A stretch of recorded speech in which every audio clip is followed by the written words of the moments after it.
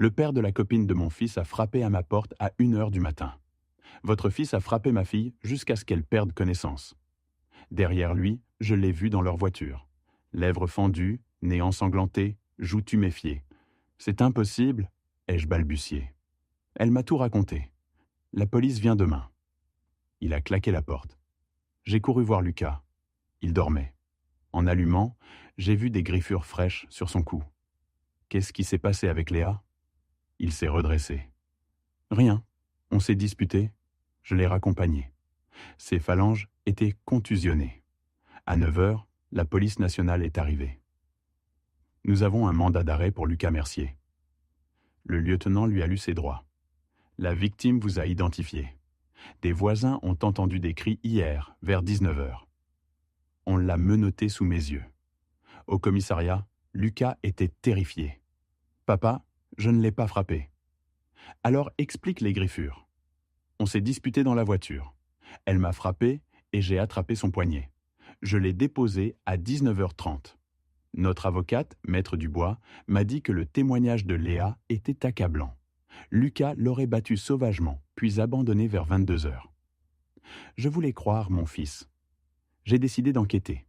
Une voisine âgée avait une caméra de surveillance. Les images montraient la voiture de Lucas déposant Léa à 19h35. Elle s'éloigne de sa maison, Lucas repart. Puis à 21h45, une autre voiture arrive. Léa en sort, titubant, lourdement meurtri, rampant jusqu'à sa porte. J'ai apporté la vidéo au commissariat. Le lieutenant a convoqué Léa pour un nouvel interrogatoire.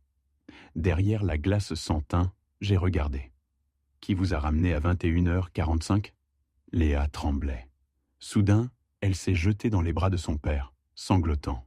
« C'est bon, ma chérie, papa est là. » Après quelques minutes, elle s'est calmée. « Léa, qui t'a fait ça ?»« Quelqu'un qui s'appelle Mathieu. » Mon estomac s'est retourné. Mathieu était mon autre fils. 22 ans, de sérieux problèmes de colère. Je vois Mathieu depuis 2 mois dans le dos de Lucas, a pleuré Léa. Ce soir-là, après que Lucas m'ait déposé, je suis allé retrouver Mathieu. On s'est disputé et il m'a battu. Il m'a menacé. Accuse Lucas ou ce sera pire. J'avais tellement peur. Le père de Léa est devenu livide. Mon Dieu, j'ai failli détruire un gamin innocent. Le lieutenant m'a regardé. Où est Mathieu ? En déplacement, mais je ne sais pas où. Ne l'appelez pas. Nous devons coordonner prudemment. Mon fils Mathieu a battu Léa, l'a menacée et a laissé son frère aller en garde à vue. Le lieutenant a sorti son carnet. Numéro de Mathieu, employeur, véhicule. J'ai donné les informations d'une voix tremblante. Bâtiment Rousseau, pick-up Ford noir, 2015. Mon esprit revenait sur les souvenirs. Mathieu perçant des trous dans les murs à 16 ans. Sa copine qui avait cessé de venir. Les licenciements où il blâmait toujours les autres. Les signes avaient toujours été là. Le lieutenant est entré interroger Léa. Sa voix était si faible que j'ai dû me pencher contre la vitre. Après que Lucas m'ait déposé, j'ai rejoint Mathieu. Je lui ai dit que je me sentais mal de mentir à Lucas. Il s'est énervé. Il a crié que je lui appartenais. Il m'a emmené dans un parking vide et m'a frappé tellement de fois. Il a dit « Accuse Lucas ou ce sera pire la prochaine fois. » Nous émettons un mandat d'arrêt, a dit le lieutenant. Allez chercher Lucas. La maison d'arrêt était à 10 minutes. On a fait entrer Lucas. Il avait l'air si petit, les yeux vides et effrayés. Le trajet du retour était silencieux. « Lucas, je suis désolé, j'aurais dû te croire. » Il a tressailli, comme si j'avais essayé de le frapper. À la maison, Lucas est monté directement dans sa chambre. J'ai entendu le verrou claquer. Après quelques minutes, je l'ai entendu pleurer. Des sons brisés et silencieux. 2 heures plus tard, le lieutenant a appelé. Mathieu est localisé dans un motel à 3 départements. La police locale intervient. 40 minutes après, Mathieu est en garde à vue. Pas d'incident. Dès qu'on a mentionné Léa, il a demandé un avocat. J'ai frappé à la porte de Lucas. Pas de réponse. Il respirait de l'autre côté, mais ne répondait pas. J'ai appelé ma sœur, assistante sociale. Lucas a été faussement accusé. Il ne me parle pas.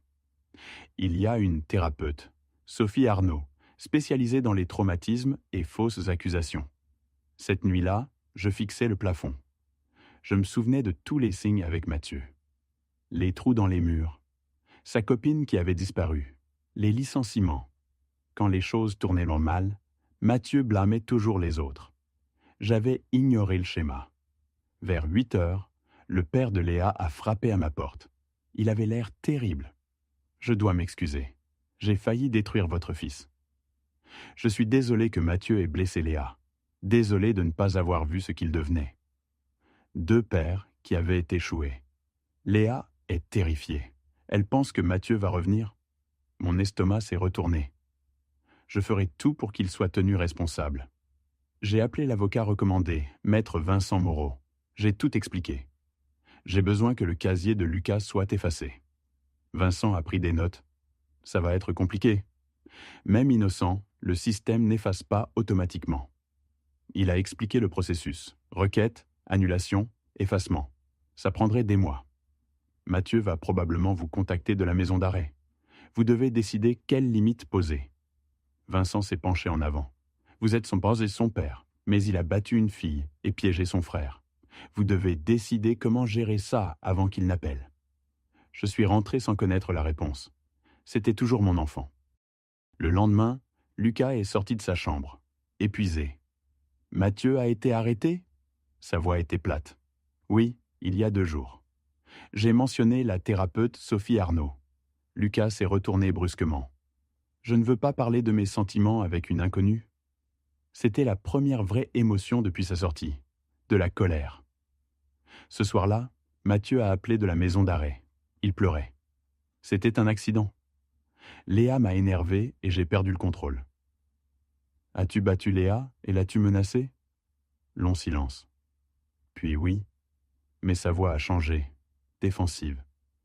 Léa me trompait. J'essayais de lui donner une leçon sur le respect. Tout mon corps est devenu froid. « Une leçon ? Tu l'as mise à l'hôpital ? » Les filles pensent qu'elles peuvent tout faire. Je lui montrais que les actions ont des conséquences. « Tu vas m'aider à avoir un avocat ? Le commis d'office est nul. Je vais t'assurer une représentation légale, mais je ne peux pas t'aider à éviter les conséquences. » Mathieu s'est énervé. « Donc tu choisis Lucas ? Je suis ton fils aussi. Tu as battu quelqu'un. Tu as laissé ton frère en garde à vue. Lucas va bien. Tout le monde est dramatique. » J'ai raccroché, les mains tremblantes. Je l'avais élevé et il n'avait aucune idée que ce qu'il avait fait était mal. La procureure a appelé le lendemain. Ils inculpèrent Mathieu pour coups et blessures, intimidation de témoins et menaces. Ils avaient besoin que Lucas témoigne. Lucas est devenu pâle. Il a dit qu'il ne pouvait pas affronter un tribunal après avoir été accusé lui-même. Je ne l'ai pas poussé. Vincent a expliqué que l'effacement du casier prendrait des mois. Le traumatisme ne disparaissait pas simplement. Cette nuit-là, je me suis réveillé au cri de Lucas. Il était emmêlé dans ses draps, criant qu'il était piégé dans une cellule. Quand il s'est réveillé, il me fixait sans me reconnaître pendant 1 minute. Puis il s'est mis à pleurer. Les cauchemars sont devenus réguliers. Après 1 semaine, j'ai ramené la thérapie sur le tapis. Juste une séance. Il a finalement accepté. Il est parti 90 minutes chez Sophie. Le soir, il m'a texté qu'il y retournerait la semaine prochaine. Le père de Léa a frappé à ma porte. Léa voulait s'excuser à Lucas en personne. J'ai appelé Sophie. Lucas n'est pas prêt. Peut-être dans quelques mois, mais pas maintenant. Le père de Léa a compris. Le matin de la comparution, je me suis rendu au palais de justice malgré l'avis de Vincent. Je me suis assis au fond. Le père de Léa est arrivé avec elle. Puis ils ont fait entrer Mathieu en combinaison orange. Il a articulé « Papa, s'il te plaît ?» Mais j'ai détourné le regard. L'avocate commise d'office a plaidé non coupable et demandé une libération sous contrôle judiciaire. La procureure a présenté les preuves de fuite et d'intimidation. Le juge a refusé la libération. Dans le couloir, l'avocate m'a demandé de témoigner comme témoin de moralité. Je ne peux pas. J'aimais mon fils, mais je réalise que j'avais manqué des signes pendant des années. Elle a hoché la tête, déçue. De retour à la maison, je suis monté dans la chambre de Mathieu. J'ai fouillé et trouvé un journal en cuir dans sa table de nuit. La première entrée datait de 2 ans. Mes mains ont tremblé en lisant. page après page de diatribes sur les femmes qui le rejetaient. Les entrées sur son ex-Sarah m'ont donné des frissons. Il écrivait sur lui apprendre le respect, sur le fait qu'elle lui appartenait. Description de dispute où il l'avait attrapée assez fort pour laisser des bleus, sur le fait de la suivre. La dernière entrée disait qu'il s'était présenté chez elle à minuit, jusqu'à ce que son nouveau copain menace d'appeler la police. Ce n'étaient pas des problèmes de colère. C'était un schéma de contrôle et de violence. J'ai appelé Vincent. Il a lu le journal. C'est une preuve pertinente, mais ça aggravera son cas. Comprenez-vous ce que le donner à la procureure signifie ? J'ai repris le journal, incapable de décider. Pendant 3 jours, je l'ai gardé dans ma voiture. Je roulais jusqu'au bureau de la procureure et repartais. Je pensais à Mathieu Petit, mais aussi à Lucas en cellule, au visage meurtri de Léa, à Sarah. Le 4e jour, je suis entré et j'ai remis le journal à Jennifer Leblanc. Elle l'a lu pendant 21 minutes, son visage se durcissant. C'est accablant. Nous ajoutons des charges de harcèlement. Je me sentais malade. Quand je suis rentré, Lucas était sur le canapé. Vincent m'a parlé du journal. Lucas s'est levé et m'a serré dans ses bras pour la première fois depuis la garde à vue. Merci, merci de me croire. Merci de choisir ce qui était juste. Je me suis effondré en pleurs. Désolé de ne pas t'avoir cru immédiatement. Je comprends pourquoi tu as douté. Mais remettre le journal prouve que tu es de mon côté maintenant. 2 jours plus tard, Mathieu a appelé et a hurlé. « Traître, tu as détruit ma vie !» Je l'ai coupé. Tu as détruit ta propre vie quand tu as battu Léa et fait accuser Lucas. Le journal montre simplement qui tu es vraiment. Je ne t'ai jamais compris. Tu es un père terrible. Je t'aime, mais je ne peux pas t'aider à éviter les conséquences. Il m'a raccroché au nez. 1 semaine plus tard, Marc Dufour, collègue de Mathieu chez Bâtiment Rousseau, m'a appelé. On s'est rencontrés dans un café. Il m'a dit que Mathieu avait été viré 6 mois plus tôt pour avoir menacé une collègue, Amanda, qui avait rejeté ses avances. Il l'avait coincée dans le parking et lui avait dit qu'elle regretterait. Marc était prêt à témoigner. Le lendemain, sa femme Clara m'a contacté. Elle avait vu Mathieu attraper le bras d'Amanda lors d'une dispute, assez fort pour laisser des bleus. J'ai donné leurs coordonnées à Jennifer. Quelques jours plus tard, Jennifer a appelé. Avec le journal et les témoignages, ils avaient un dossier extrêmement solide. L'avocate de Mathieu proposait un plaidé coupable, 8 ans au lieu de risquer 15 au procès. Elle voulait que j'encourage Mathieu à accepter. J'ai visité Mathieu à la maison d'arrêt. Il avait l'air froid et détaché. Je lui ai parlé de l'offre. Il a refusé. Plaider coupable signifie admettre que je suis mauvais. Je ne pense pas être mauvais. Léa méritait ce qui s'est passé. Elle devait apprendre le respect. Ma poitrine s'est serrée. Ce n'était pas mon fils. Léa ne t'appartient pas. Aucune femme n'appartient à aucun homme. Ce que tu as fait est impardonnable. Mathieu a ri amèrement. Tu es comme tout le monde. Les femmes jouent à des jeux et font les innocentes quand les hommes s'énervent. Je me suis levé. Si tu ne vois pas ce que tu as fait de mal, il n'y a plus rien à dire. Il a haussé les épaules. Mon fils n'avait aucun remords. Il croyait être la victime. Dans ma voiture, je suis resté assis, incapable de démarrer. Mon fils était un monstre. J'ai pleuré pendant 1 heure. Je faisais mon deuil du fils que je pensais avoir élevé. À la maison, Lucas était sur le canapé en train de regarder la télé, pas caché dans sa chambre. Il s'est levé et s'est fait un sandwich. Ces petites choses normales semblaient comme des victoires. Au cours des semaines suivantes, Lucas a continué à s'améliorer. Il mangeait 3 repas par jour, sortait le soir. Sophie m'a dit qu'il allait mieux que prévu, mais que le traumatisme ne disparaissait pas simplement. La procureure a appelé. Mathieu avait rejeté le plaidé coupable. Ils allaient au procès. Ils voulaient que Lucas témoigne. Ce soir-là au dîner, je l'ai mentionné. Lucas est devenu pâle, sa respiration rapide. Une crise de panique. Je l'ai aidé à respirer lentement. Tu n'es pas obligé. Il a fixé son assiette longtemps. Je le ferai. Si j'ai survécu 3 jours en garde à vue, je peux dire la vérité au tribunal. Vincent et Sophie ont préparé Lucas au témoignage. Il a eu beaucoup de mal pendant les séances d'entraînement. 2 semaines avant le procès, l'avocate de Mathieu a appelé. Mathieu voulait changer son plaidoyer.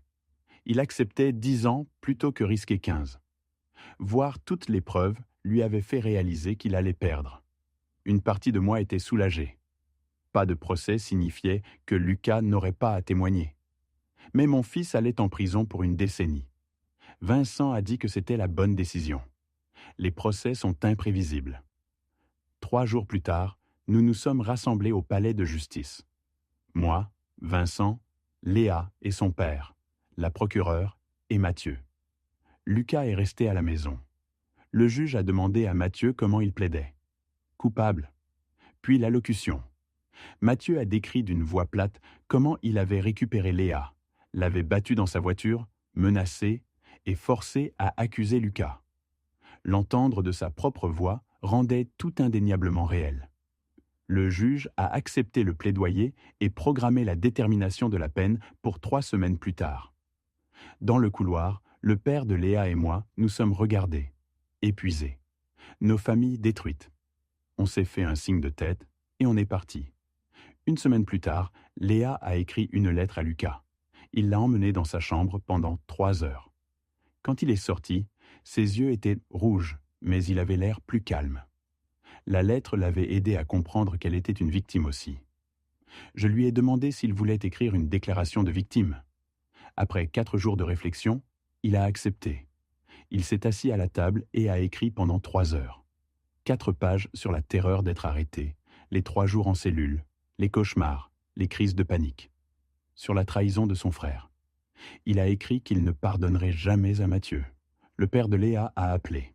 Léa aussi avait écrit une déclaration. Elle était en thérapie intensive 3 fois par semaine et faisait toujours des cauchemars. J'ai écrit ma propre déclaration. 4 heures pour 2 pages. Sur le fait d'aimer Mathieu depuis sa naissance, mais que l'amour n'excusait pas ce qu'il avait fait. Que Léa et Lucas méritaient justice.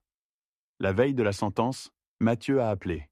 « Tu viens demain ?»« Oui. »« Tu vas parler en ma faveur ?»« Non. » J'ai écrit une déclaration soutenant la responsabilité.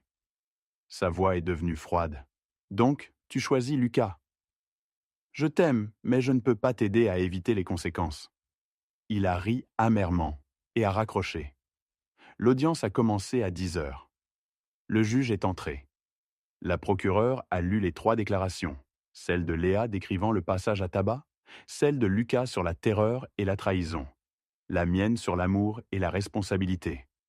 Mathieu fixait droit devant sans montrer d'émotion. Le juge a enlevé ses lunettes.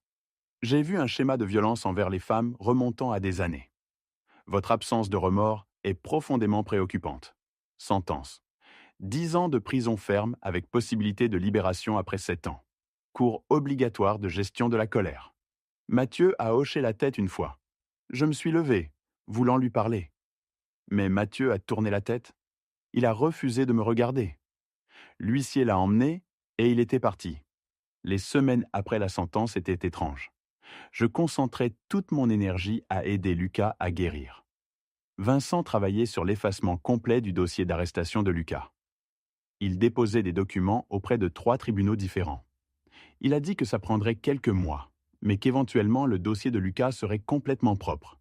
Sophie continuait à voir Lucas 2 fois par semaine pour la thérapie. Elle m'a dit en privé que Lucas faisait de lents progrès, que ce genre de traumatisme prenait des années à traiter, mais qu'elle voyait des signes qu'il commençait à mieux gérer. Lucas est venu me voir un après-midi et a dit qu'il avait réfléchi à l'université. Il a dit qu'il n'était pas prêt à y aller cet automne. Trop de monde, trop de pression. Il voulait prendre une année sabbatique, peut-être faire des cours en ligne, travailler à temps partiel quand il se sentirait prêt. Je lui ai dit que je soutenais tout ce dont il avait besoin. Le père de Léa et moi avons commencé à nous retrouver pour un café toutes les quelques semaines. Ça semble bizarre, mais on a développé cette amitié improbable. On était les 2 seules personnes qui comprenaient vraiment ce qui s'était passé, ce que nos familles avaient traversé. Il m'a dit que Léa allait mieux certains jours et pire d'autres. Que la guérison n'était pas une ligne droite. 3 mois après la sentence de Mathieu, Lucas m'a dit qu'il avait eu sa première semaine complète sans cauchemar. Je faisais le petit déjeuner quand il l'a dit, juste comme ça, comme s'il commentait la météo. Mais je pouvais voir dans ses yeux à quel point c'était important pour lui. Il a dit que la thérapie l'aidait vraiment, que Sophie lui avait enseigné des techniques pour gérer les crises de panique. Il avait aussi commencé à aller à un groupe de soutien pour les personnes faussement accusées. J'ai commencé à écrire à Mathieu à la maison d'arrêt environ 1 mois après son transfert. De courtes lettres sur du papier ligné, lui disant que je l'aimais, mais qu'il devait prendre ses responsabilités et travailler sur lui-même. J'en envoyais une chaque mois. Il n'a pas répondu pendant 4 mois, et j'ai continué à les envoyer quand même parce qu'il était toujours mon fils. Quand sa première lettre est finalement arrivée, je l'ai ouverte à la table de la cuisine avec des mains tremblantes. L'écriture était désordonnée et en colère. Il a écrit 3 pages blâmant tout le monde sauf lui-même. Léa pour l'avoir trompé, Lucas pour être le préféré, moi pour ne pas le comprendre.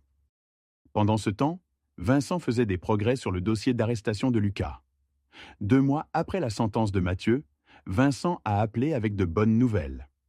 Le dossier était officiellement scellé et effacé.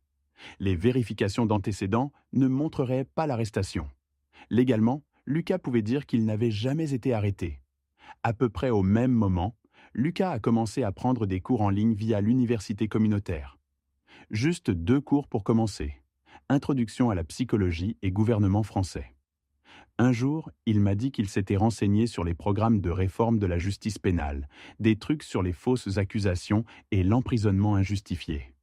Sophie a dit que c'était vraiment sain, que Lucas canalisait son traumatisme en quelque chose de significatif au lieu de le laisser le détruire. 6 mois après que tout soit arrivé, Sophie a évoqué l'idée que Lucas rencontre Léa en personne. Les 2 thérapeutes seraient pas présentes. Lucas était hésitant au début, mais a finalement accepté. La rencontre a eu lieu au cabinet de Sophie un mardi après-midi. Je l'ai déposé et j'ai attendu dans ma voiture sur le parking. Il est resté à l'intérieur pendant plus d'1 heure. Quand il est sorti, ses yeux étaient rouges d'avoir pleuré, mais il avait l'air plus léger. Il est monté dans la voiture et m'a dit que ça lui avait donné une fermeture. Entendre toute l'histoire de Léa directement d'elle. Voir qu'elle travaillait dur pour guérir aussi. Comprendre qu'ils étaient tous les 2 victimes de Mathieu de différentes manières. Ils ont beaucoup pleuré tous les 2. Sophie m'a dit plus tard que ça s'était passé aussi bien que possible. 8 mois après la sentence de Mathieu, j'ai finalement trouvé le courage de lui rendre visite en prison. Le trajet vers le nord a pris 3 heures.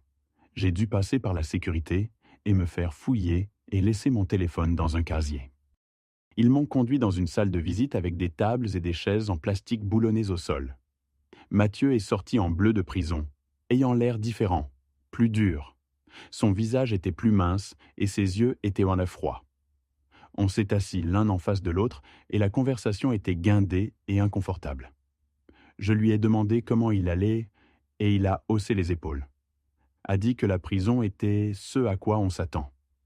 Je lui ai demandé pour les cours de gestion de la colère que le juge avait ordonnés et il a dit oui, il y allait. Il a admis qu'il avait beaucoup de travail à faire. Sa voix était plate quand il l'a dit.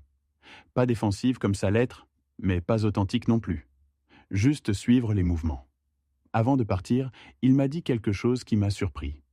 Il a dit qu'il avait lu des livres sur l'abus et le contrôle de la bibliothèque de la prison. Qu'il commençait à comprendre que ce qu'il avait fait à Léa n'était pas une question d'amour, mais de pouvoir, de besoin de la contrôler. C'était la première fois qu'il montrait une vraie perspicacité sur ses actions. Je ne lui faisais pas complètement confiance parce que ça semblait répété, mais c'était quelque chose. De retour à la maison, Lucas faisait ses propres progrès. Il a obtenu un travail à temps partiel dans une librairie en ville, juste 15 heures par semaine à ranger des livres et travailler à la caisse. Il est rentré après sa première semaine et m'a parlé d'un collègue nommé Thomas qui avait à peu près son âge. Ils avaient commencé à parler pendant les pauses de livres et de films. Thomas ne savait rien de ce qui était arrivé à Lucas. Il le traitait juste comme une personne normale. Lucas a dit qu'avoir quelqu'un qui interagissait avec lui de cette façon l'aidait à se sentir comme une personne normale, à nouveau, au lieu d'une victime. 1 an après la sentence de Mathieu, j'ai regardé autour de notre famille et j'ai réalisé qu'on avait trouvé une nouvelle normalité. C'était compliqué et imparfait, mais c'était quelque chose. Lucas réussissait bien dans ses cours en ligne. Il avait terminé 4 cours et parlait de postuler à l'université d'État pour l'automne suivant. Il voulait étudier la justice pénale avec un accent sur la réforme. Le traumatisme l'avait changé, mais il le transformait en objectif. Je continuais mes visites mensuelles pour voir Mathieu. Le trajet était devenu routinier. Notre relation ne serait jamais ce qu'elle était avant. Mais j'étais son père, et je ne pouvais pas l'abandonner complètement. Il faisait de lents progrès en thérapie, selon le conseiller avec qui j'avais parlé. Il avait même écrit des lettres d'excuses à Lucas et Léa. Lucas m'a montré sa lettre. C'était 2 pages de Mathieu prenant ses responsabilités et exprimant des remords. Lucas a dit que les mots signifiaient quelque chose, mais qu'il ne pouvait pas défaire les dommages. Le père de Léa m'a dit lors d'une de nos rencontres café que Léa allait mieux. Elle était retournée à l'école et travaillait avec une thérapeute spécialisée dans l'aide aux personnes se remettant d'une agression. Il a dit qu'elle avait même commencé à voir quelqu'un de nouveau, un gars de ses cours universitaires qui la traitait avec respect et patience. Elle avait encore des jours difficiles, mais elle construisait une vraie vie au-delà de ce que Mathieu lui avait fait.